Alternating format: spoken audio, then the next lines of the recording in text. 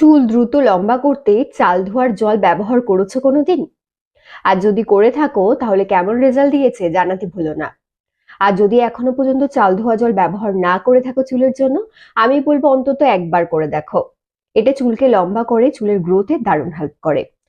চাল ধোয়ার জল আমরা কিভাবে ব্যবহার করতে পারি? প্রথমত, শুধুমাত্র চাল ধোয়ার জল আমরা চুলের গোড়া থেকে ডগা পর্যন্ত লাগিয়ে রাখতে পারি। 1 ঘন্টা পর হেয়ার ওয়াশ করে নিতে পারি।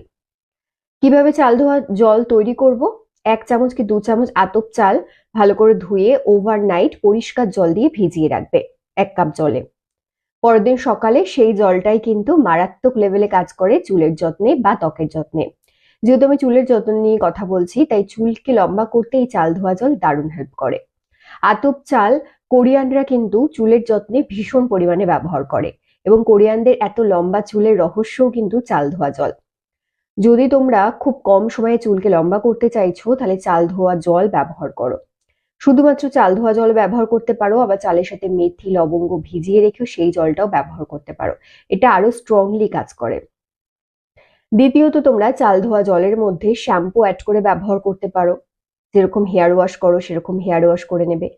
তৃতীয়ত হচ্ছে, চাল ধোয়া জলের মধ্যে নারকেল তেল মিশিয়ে বা ক্যাস্টর তেল মিশিয়ে বা মেথির তেল বা যে তেলটা তোমরা ইউজ করো সেই তেল মিশিয়ে যদি স্ক্যাল্পে ম্যাসাজ করো, দেন 20 থেকে 30 মিনিট রেখে দিয়ে হেয়ার ওয়াশ করে নিতে পারো, তাহলেও কিন্তু আমাদের চুলকে দ্রুত লম্বা করতে হেল্প করে। তোমরা কি আগে জানতে চাল ধোয়া জল চুলের জন্য এতটা উপকারী? যদি জেনে থাকো তাহলে কমেন্টে হ্যাঁ লিখে যাও।